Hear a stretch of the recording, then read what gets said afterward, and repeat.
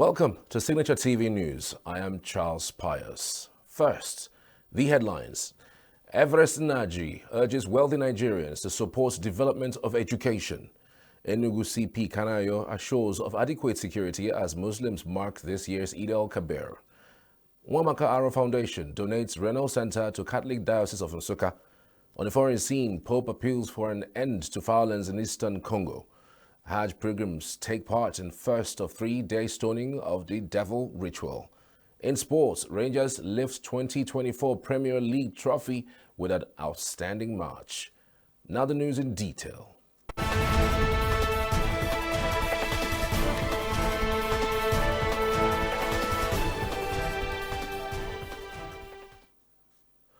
Founder of Odengene Foundation, Chief Everest Naji, has called on wealthy Nigerians to support education development.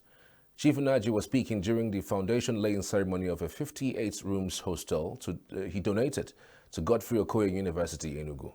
Signature TV David Okoro was there and filed in this report. Chief Everest Naji, founder of Odengene Charity Foundation, has called on wealthy Nigerians to support education development. Chief Naji made the call at the foundation laying ceremony of a 58-room hostel project he is donating to the Godfrey Okoye University at the permanent site in Ugwomu, Enugu. He was motivated to embark on the project by the vision and hard work of the university leader, which he described as exemplary and focused. Naji, also known as Odengene, said the project was an act of charity that is targeted at touching the lives of a new generation of Nigerians, that the university will adequately equip to face the existential challenges confronting our nation. It's a complete charity work. And from what the contractor just said, assured, it will be completed within 6 months. And we are encouraged to do this because this school is our own. A school based on God's principle. We are Enugu people and we are proud of the school. Myself, personally, I'm a Catholic, and it is our hope that this school will graduate people who will serve God. We know the story of the school, and we know what it represents, and we believe that by the special grace of God in the next few years, it will be one of the universities that will be referenced for good work and good academic excellence in Southeastern Nigeria. The Vice Chancellor, Professor Christian Aneke, expressed gratitude to Chief Naji and the Odengene Foundation for their investment in the university and assured the donor that the university was poised and ready to train young Nigerians not only in academics but also in character, as the objective of the university was to graduate students that will provide solutions to everyday challenges of the society. He said the university has made giant and record-breaking strides in its few years of existence and has become the number 3 private university in the country. I thank you for this huge step you've taken in the main campus of Godfrey Okoye University. Godfrey Okoye University got its license in 2009 and started with 2 faculties and 215 students. Today we have over 4,000 students. It is called the fastest growing private university in the Southeast and South-South. It is also named as one of the best 200 universities in Africa.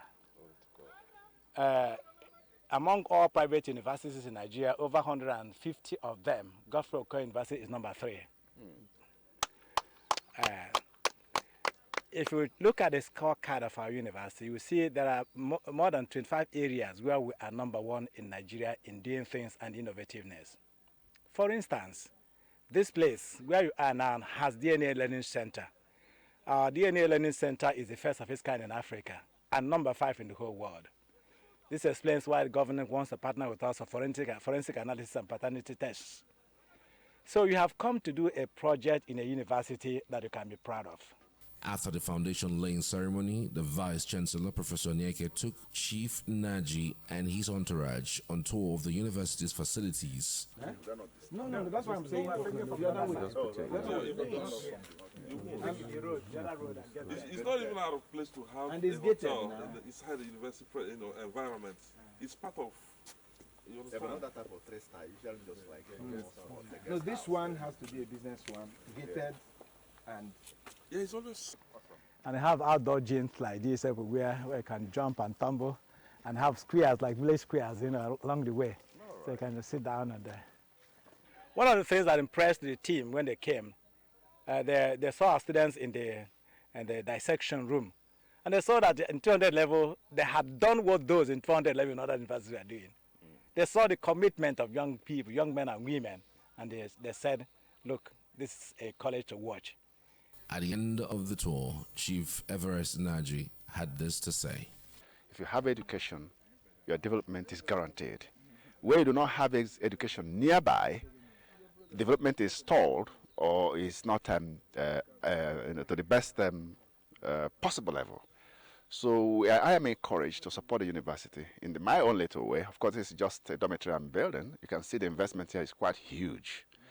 And I am motivated to support them in any way I can, because we need to have good educational background in the Southeast to be able to develop Southeastern Nigeria. And what I see here is that development bedrock in its best. Wamaka Aro Foundation has made a significant contribution to healthcare in the Nsukka area of Enugu State by donating a state-of-the-art renal center to the Catholic Diocese of Nsukka. Our correspondent brings us the details from the Nursing Science College, Bishop Shanahan Hospital, where the center is located. In a remarkable gesture of philanthropy, the Wamaka Aro Foundation has donated a state-of-the-art renal center to the Catholic Diocese of Nsukka. The facility, located at the Bishop Shanahan Specialist Hospital, promises to significantly enhance health care for individuals suffering from kidney disease. During a service marking the 10th anniversary of the death of the foundation's founder, Wamaka Aro, Bishop Godfrey Igwebike Ona of the Nsukka Catholic Diocese emphasized the importance of leading a life of impact, a virtue that Wamaka Aro exemplified.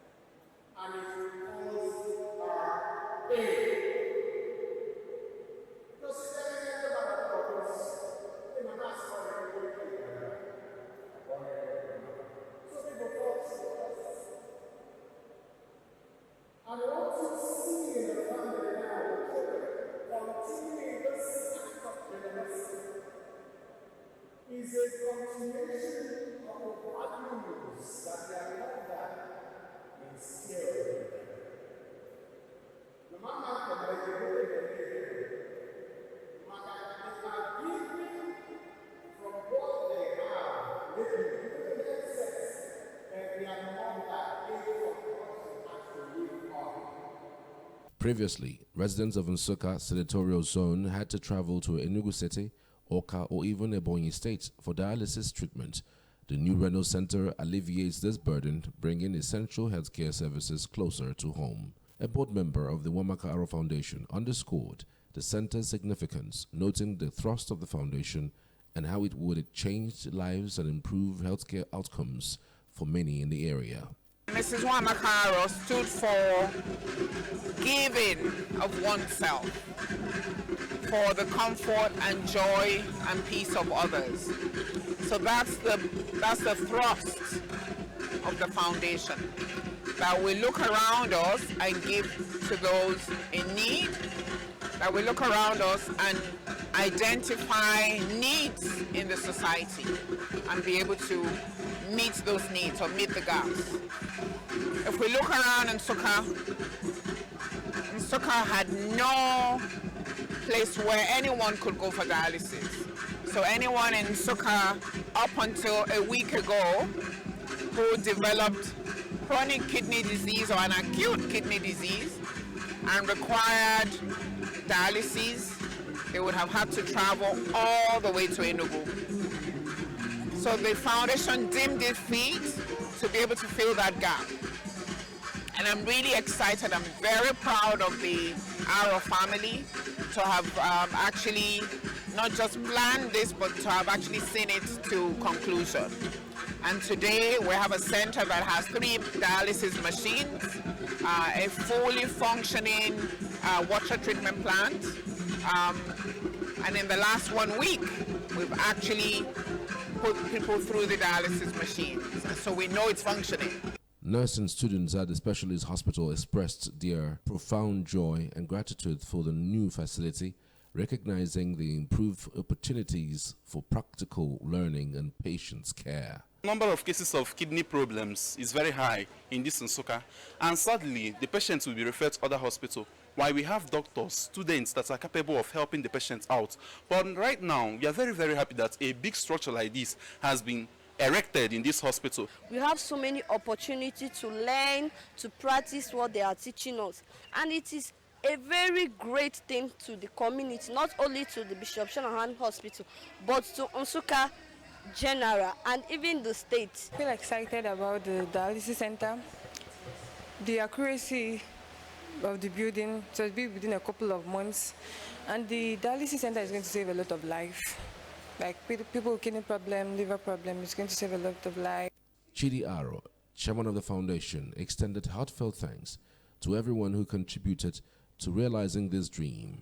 He acknowledged the collective efforts and support that made the project possible. It is not by our effort. It is not by our strength. Our parents couldn't even have afforded it if it was money to pay for this. It was only the grace and favor of God that brought us this far. And so, we are clear in our decision to give back to the society. Very, very clear and very decisive about it. Today, by the grace of God, with the love and support of everybody, we have given to the church a brand new renal center. Like I said, we are not resting. Our shirts are folded. We are going to immediately attack the issue of dear child education. And I want you to take this word from me on behalf of my siblings, my father, and the board of my mother's foundation.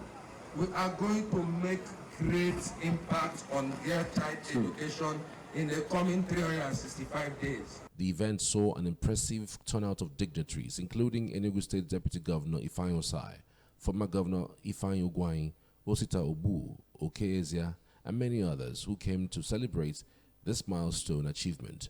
The donation of the Renal Center marks a significant step forward in the healthcare landscape of Nsukka area, promising better healthcare and a brighter future for many. Animal husbandry and other forms of agriculture received a boost at the Ifetudun community of Anambra State today when women and youths were empowered with day-old chicks, bags of feeds, and organic nutrients to grow them. The empowerment is the brainchild of the traditional ruler of the town, Igwe Emeka Iluonu, and some other stakeholders. Ndu Opaleze of Signature TV Oka was there and now reports. As early as 9 o'clock in the morning, women, youths, and some men had already thronged the palace of the Igwe to benefit from the livestock and organic nutrients. The empowerment is the climax of a 2-day training program organized to bring the people up to speed with the latest farming techniques without chemicalized inputs. The National Coordinator of African Asian Cooperative Society, Ernest Wachuku, and the Anambra State Coordinator of the AAC Farmers Multipurpose Cooperative Society, Ifeanyi Njelita, had sensitized the farmers on the use of nanotechnology to achieve higher yields without hazardous chemical inputs. Igwe Emeka Iluonu said his aim of empowering his community with farm inputs is to encourage productive activities among the youths who are trooping into social media crimes and sharp practices. He expressed gratitude to few supporters of his education and agriculture project and hoped that impact would resonate in few months' time. We want to encourage our people so that they will start having better yields and make better profit from now on. So yes, we have a lot of them and we give them all this free based on support from our subjects. Some of those who benefited from the empowerment were full of praises to the traditional ruler and say they look forward to bountiful harvests. I'm very grateful because this occurrence is not often. So I thank God, and I also thank our Igbo because he's trying for us. Very, very excited. I will add money to it so that it will be growing, my business will be growing up from year to year. It is expected that the empowerment will create more opportunities for youths and farmers alike. The Commissioner of Police, Enugu State Command, CP Kanayo Uzwebu, has congratulated Muslims in the state as they join the Ummah to mark this year's Eid al-Kabir, describing the festival, which is centered on sacrifice, as essential in these difficult times. He urged the Muslim faithful to use the opportunity of the festival to make sacrifices of love and peace for the security and prosperity of Enugu State. The Commissioner assured that adequate security has been put in place for a peaceful observance and celebration of the season. He has also ordered area commanders, divisional police officers, DPOs, and heads of tactical and operational squads to ensure visibility patrol and the prevention of acts of crime and criminality in their areas of responsibility. Meanwhile, the Muslim faithful and the rest of the citizens of Enugu State have been encouraged to remain vigilant, law-abiding, and promptly report criminals and their activities to the nearest police station. Executive Chairman of the Economic and Financial Crimes Commission, EFCC, Ola Olukayode, has called for enhanced and more determined efforts against economic and financial crimes and other acts of corruption. He made the call in Abuja on Sunday in his goodwill message to Muslim faithful across the country in celebration of Eid al-Kabir. The anti-graft agency, BOSS, rejoiced with the nation on the momentous occasion of Eid al-Kabir and stressed that the lessons of the festival should drive more commitment to the anti-corruption fight. The EFCC's boss expressed confidence that Nigeria can and will defeat corruption through concerted commitments of every stakeholder in the anti-corruption corridor. He reiterated his belief that Nigerians are not inherently corrupt, affirming that there is nothing fundamentally wrong with the country as a nation. While wishing Nigerians happy Salah celebrations, he insisted that together we can fight economic and financial crimes. The Minister of Foreign Affairs, Ambassador Yusuf Tugar, has congratulated President Bola Tinubu and the entire Muslim community worldwide on the 2024 celebration of Eid al-Adha. Tugar said the sacrifice of Eid al-Adha was a profound and significant act and that held huge meaning for Muslims. He said it symbolizes and commemorates the ultimate act of devotion and obedience to Almighty Allah, a demonstration set by the Prophet Ibrahim. In a statement issued by the Minister's Special Assistant Media and Communications Strategy, Al-Kazim Abdul Kadir, Tugar urged the Muslim faithful to seize the period to unite in prayer against insecurity and rededicate themselves to nation building. According to him, Eid al-Adha is a time to reflect on the profound act of selflessness exemplified by Prophet Ibrahim. He said the season encourages one to embrace the spirit of giving and stand together to support those in need, fostering a strong sense of community and togetherness. He urged Muslim faithful to use the opportunity to reach out to neighbors, friends, and those less fortunate, ensuring that all share the blessings of this sacred festival. Chairman, Board of Directors, Access Bank of Nigeria, PLC, Paul Usora, has advised Nigerian youths to focus on creativity and skills acquisition rather than seeking shortcuts to wealth creation. Usora gave the advice during the opening ceremony of the 2024 Life in My City Art Festival held in Lagos on Saturday. The event, with the theme Humanism, which the artists depicted in their works, featured exhibition of about 106 artworks by up-and-coming artists from across the nation. Usora, who was the special guest of honor, said knowledge and skills acquired could be easily converted to wealth through hard work. He urged the youth not to lose hope in spite of the economic hardship, but remain hardworking and creative. Speaking at the event, Executive Director LIMCAF, Kelvin Ojofo, said the exhibitor of the best artwork at the end of the program on June 22nd would win 1 million naira. Ojofo said the LIMCAF is aimed at encouraging creativity and empowering aspiring young artists, including those with disabilities. He said LIMCAF, in its 17th edition, recorded remarkable impact, hence convincing people that arts is an occupation one can be proud of. More on the news. Jordanians protest in support of Gaza on first day of Eid al-Adha. Trump addresses conservative advocacy group, promises largest deportation operation. Rangers lift 2024 Premier League trophy with an outstanding match. Don't go away.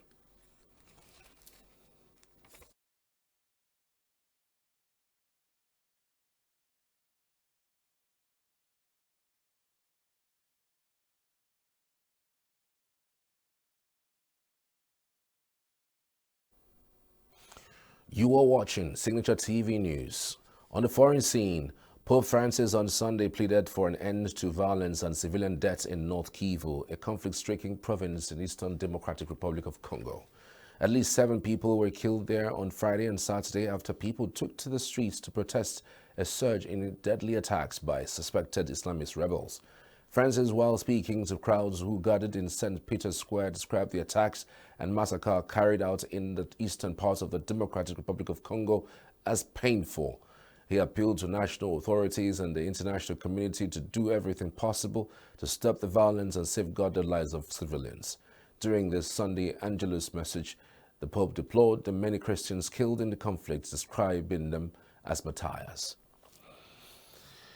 Thousands of Muslim worshippers gathered in Jerusalem's Al-Aqsa Mosque on Sunday morning to attend prayers for the Eid al-Adha holiday. Men, women, children arrived at Jerusalem's Old City as the sun was rising, making their way to the site holy to Muslims and Jews. Women handed down the streets outside the mosques in the compound, and festive crowds flocked to the narrow alleyways on the Old City. Al-Adha marks the climax of the annual Hajj pilgrimage, when Muslims slaughter animals to commemorate the willingness of Ibrahim or Abraham to sacrifice his son on God's command, often distributing meat to the poor. This year's celebrations and preparations ahead of them are overshadowed by the ongoing war between Israel and Hamas in Gaza and the economic crisis many Palestinians face due to the violence. The Palestinian Economic Ministry recently said that the buying power of many Palestinians has reduced in recent months. Meanwhile, Jordanians are protesting on Sunday after Eid al-Adha prayers in support of Palestinians in Gaza outside Al-Kalouti Mosque near the Israeli embassy in Amman. Demonstrators chanted and waved the Palestinian flag as well as sign reading "No Eid celebrations while Gaza is exterminated." The Secretary General of the Islamic Action Front, Wael al-Sakar, called on the Jordanian government to cut ties with Israel and shut down the embassy. Protesters in Jordan have been demonstrating in the capital for weeks, meeting up on weekdays by the courtyard of the Al-Kalouti Mosque. At least 37,296 Palestinians have been killed in the military assault on the Gaza Strip, according to the Gaza Health Ministry. That was followed by October 7 attack of Hamas militants on Israel, killing at least 1,200 people and seizing more than 250 hostages, according to Israeli tallies. Several hundred people gathered in Kiev on Sunday to participate in the Equality March Gay Pride Parade. Some people sheltered from the rain with rainbow-striped umbrellas, while soldiers held banners requesting for arms deliveries to Ukraine. Head of Ukraine's LGBT soldiers community, Viktor Pilipenko, said to protect them from this Russian plague, they need to receive weapons in sufficient quantities. The participants marched for 50 meters and were escorted to the subway for security reasons. It is the first equality march in Kiev since the beginning of Russia's full-scale invasion of Ukraine in February of 2022. Muslim pilgrims performed a symbolic stoning of the devil on Sunday, the riskiest part of the annual Hajj pilgrimage, as large numbers of people gathered to perform the ritual. Pilgrims arrived in Mina after they spent the night in Muzdalifah plain, where they gathered pebbles to throw at stone columns symbolizing the devil. The ritual of stoning, known as Jamarat, marks the first day of Eid al-Adha, or the Feast of Sacrifice, which is celebrated by Muslims across the globe on Sunday. Republican presidential candidate Donald Trump made back-to-back campaign appearances in the city of Detroit, Michigan on Saturday, first attending a community forum at a local church in a bid to court black voters. He went further to attend his conference organized by Turning Point Action, a conservative advocacy group that may be instrumental in driving out the vote for Trump. Both Trump and Biden, the Democrats, have targeted Michigan as a must-win state where every vote may make a difference. But Detroit is also a place Trump denigrated 4 years ago as corrupt as he argued the 2020 election results there could not be trusted. Crooked Joe is doing a hit job on Michigan manufacturing and on Detroit, the likes of which I have never seen before. On day one of my new administration, we will begin the largest deportation operation in American history. We have no choice. This is not sustainable. Trump was convicted in New York last month on 34 felony counts of participating in a scheme to cover up his payments during the 2016 election to a porn star with whom he had an alleged affair. He also faces separate charges for interfering with the 2020 election and allegedly mishandling classified documents. In sports, the Rangers International Football Club of Enugu has emerged champions of the 2024 Nigerian Professional League competition after playing 37 of the 38 matches. The Rangers, which defeated visiting Bendel Insurance of Benin by 2-0 on Sunday at the Nnamdi Azikiwe Stadium, now have 67 points with only a match to go. They won 20, lost 10, drew 7, with one outstanding away match against Gombe United to end the season. Augustine Ago put the Flying Antelopes in the lead in the 33rd minute of the first half, while Chidebere Nwobodo made it double in the 65th minute of the second half. Rangers, by this feat, will represent Nigeria in the CAF Champions League competition for elite clubs in Africa next season. And elsewhere, Austria trained at their team base in Berlin on Sunday on the eve of their Euro 2024 opener against World Cup finalist France. Ralf Rangnick's side faced a daunting test against the twice European champions in Dusseldorf on Monday evening. Under Rangnick, Austria have lost only one game in the 16 matches they have played since November 2022, giving fans reasons to believe the side can cause an upset in Group D, where they are joined by Netherlands, Poland, and France. German police fired shots at a person who threatened officers with a pickaxe and an incendiary device on the sidelines of a Euro 2024 soccer fan parade in central Hamburg on Sunday. A major police operation is now underway and the attacker is currently receiving medical care for injuries sustained from the shots. The incident occurred in the St. Pauli district of the city as Poland and the Netherlands prepare to play against each other in Hamburg's Volkspark Stadium. Fan matches are scheduled ahead of the games, and the parade for Dutch supporters was held earlier around the time of the incident. Germany is hosting the month-long tournament that began on Friday night. And that's the news this hour. I'm Charles Pius. Thanks for watching. See you next time.